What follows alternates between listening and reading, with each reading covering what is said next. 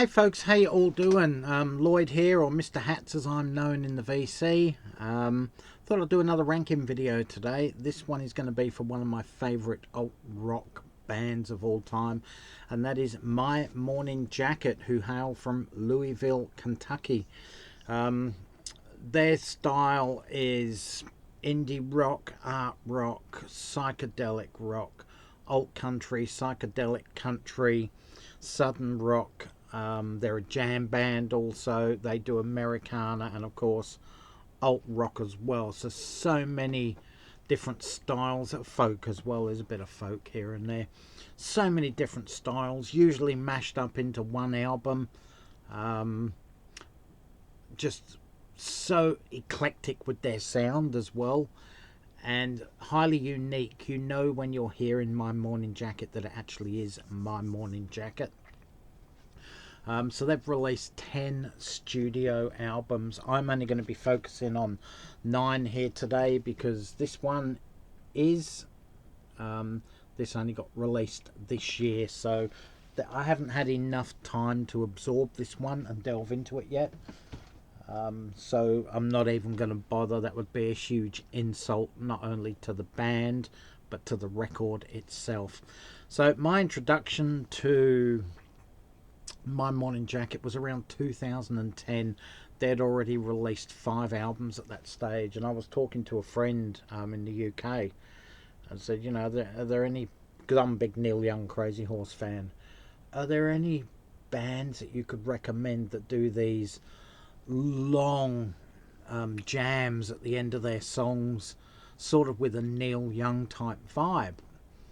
And he come back and he said, oh, you wouldn't actually believe it, but the other month I saw Neil Young Crazy Horse live, and their support act, this is in England, was My MorningJacket, and they've got that same vibe, and the singers sort of got those wispy sort of higher end vocals as opposed to real bass baritone type vocals.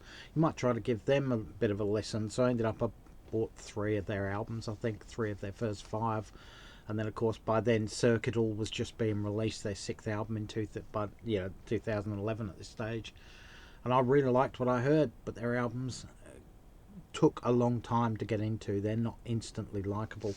So anyway, that's my background with My MorningJacket. So let's get on to it. I don't think there'll be any surprises. Some of my album rankings are real eyebrow raisers for a lot of people, but I only call it as I see it. I can't see there being any surprises amongst fans with this set of rankings. So here we go. At number 9 I have The Waterfall 2. This was released in 2020. It was their 8th studio album. Basically it was recorded during the Waterfall sessions, thus the name Waterfall 2. So these ones were songs that basically were unfinished or didn't make the cut of the Waterfall album. I was hoping for an album of very good tracks. You'll see where the Waterfall ends up in my list later, so I was really hoping for good tracks that just didn't make it at the time. But I think I expected too much, and the build-up was too much, and it just didn't live up to expectations. It's not a bad album, it just sounds sort of like unfinished, or just like it is, leftover tracks, cast-off tracks. The album really doesn't go anywhere neither. It sort of plods along at one level, on one style and sound all the way through. It's still listenable. It's just not my go-to MorningJacket album. So this one does pass. It comes in at 5 out of 10.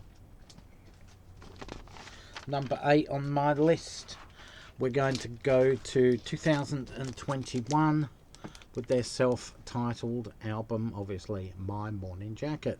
This is their 9th studio album. This one rates second lowest because, again, I probably had higher expectations.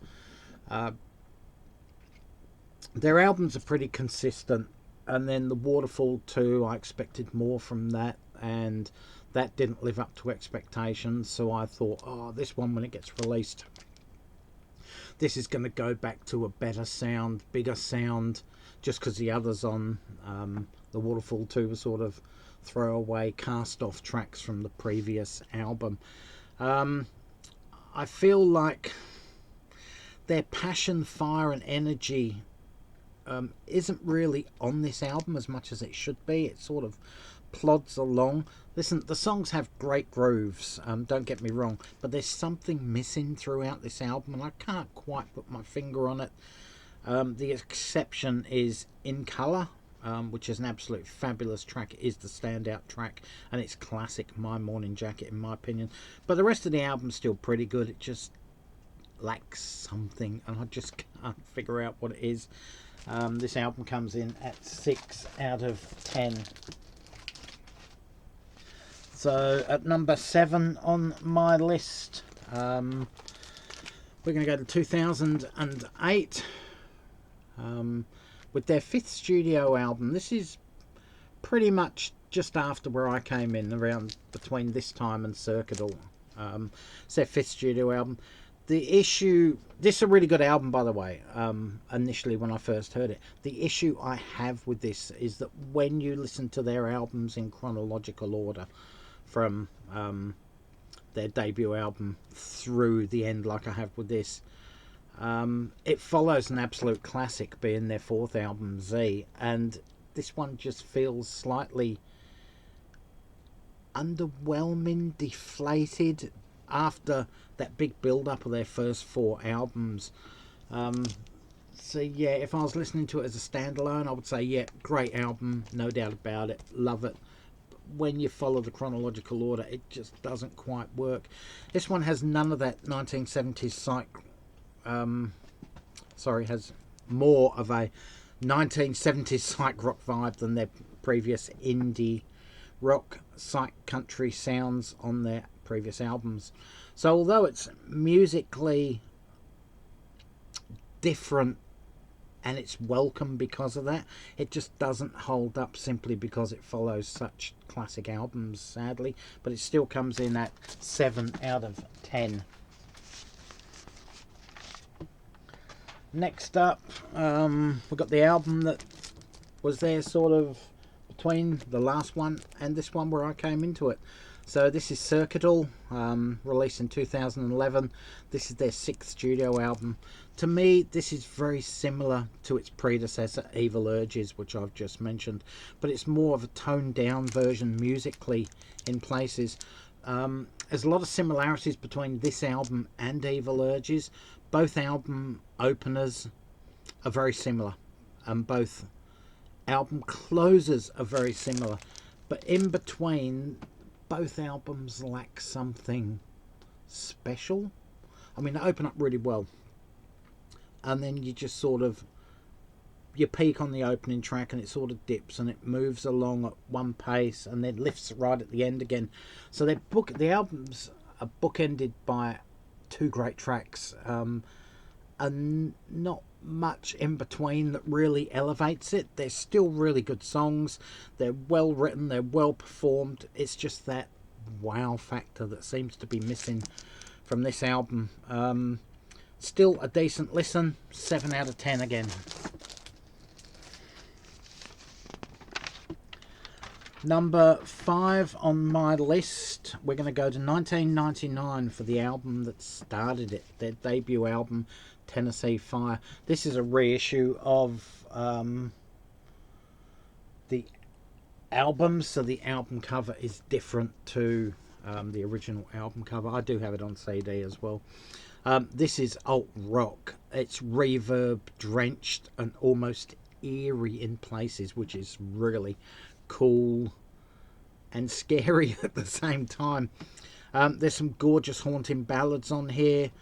They Ran, The Bear, and I Will Be There When You Die, which actually there's actually some great rockers on here as well. The Dark and It's All About Twilight Now, and I Think I'm Going to Hell. But for me, it's literally 10 minutes too long. This album comes in at 56 minutes. Okay, let's put it into context. out of their 10 studio albums, 5 of their albums are genuine double vinyl sets, 5 double albums, so they do run over the standard 45-50 minutes of an album from, or 40 minutes of an album from the old days. So 56 minutes. This is technically a double album on vinyl. To me, it's 10 minutes too long. It doesn't mean any of the songs are bad and should have been taken off. It's just 10 minutes too long. It struggles to hold my attention for the full 56 minutes. But that said, it is a really, really good album, and every song on here is really, really good. 7.5 out of 10. So at number 4 on my list, we go to this one. This is a limited edition box set of the album. 2015's The Waterfall. This was their 7th studio album. This album feels like, after the 6th album, Circuital, which they'd changed their sound slightly, this feels like they're going back to their earlier sounds of the alt country, psych country, but they're still moving forward. They're progressing forward at the same time.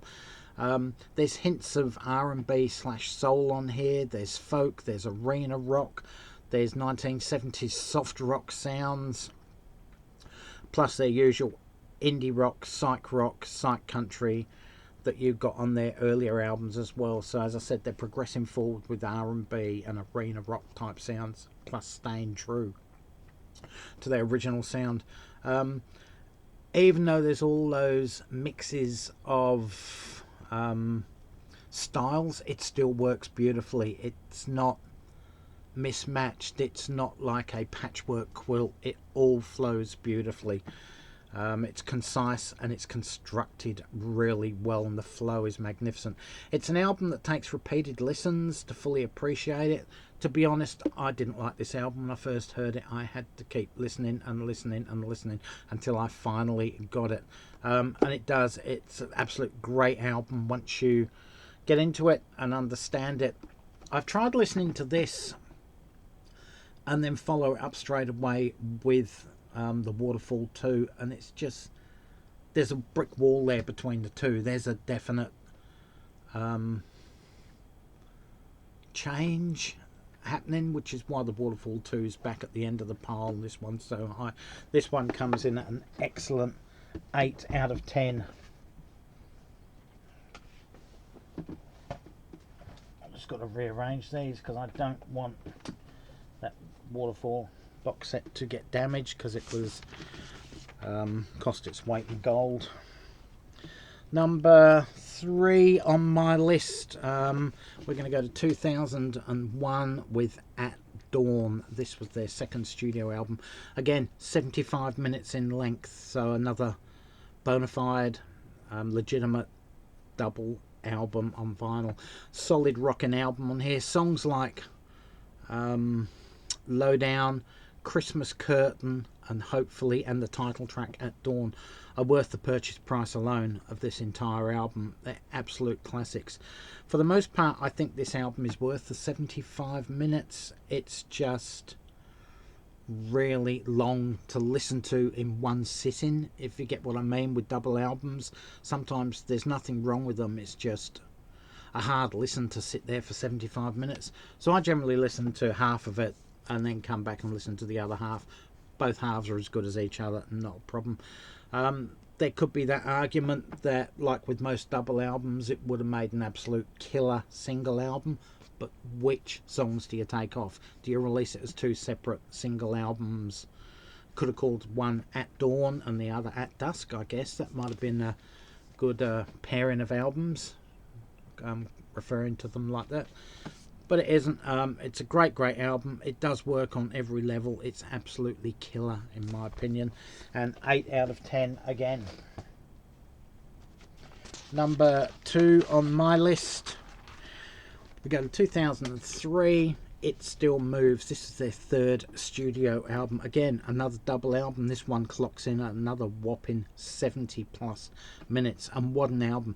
This one has honed the elements of their first 2 albums, polished them, cut the facets, and created a diamond of splendour.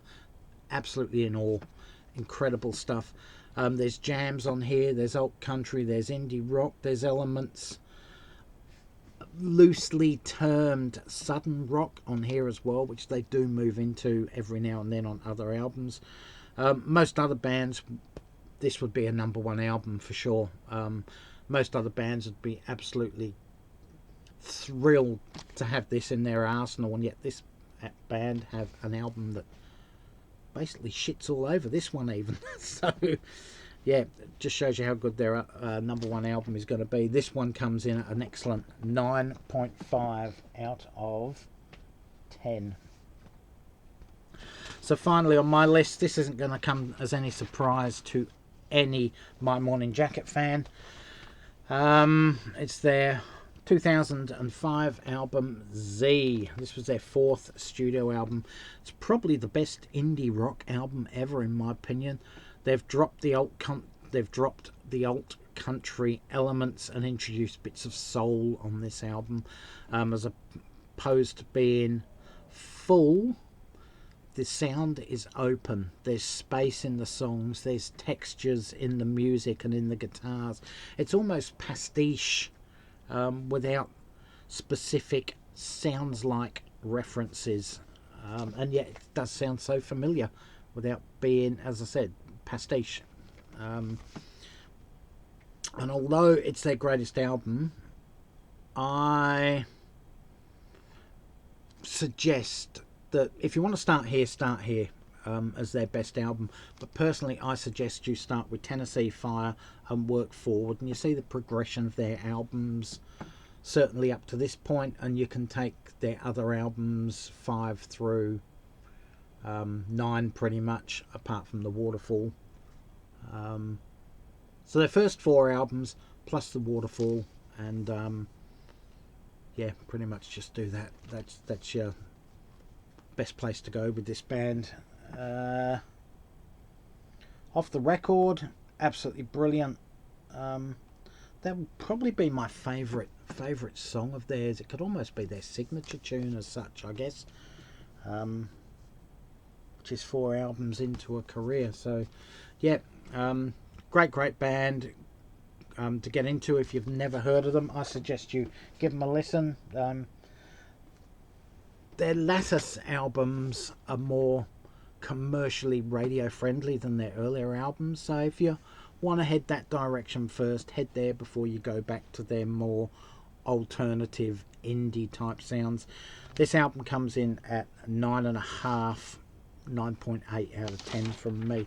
Anyway guys, if you've watched this all the way through, thank you very much. Give me your list in the comment section below. How do you rate their albums? How do you rank them? What's your favourite tracks?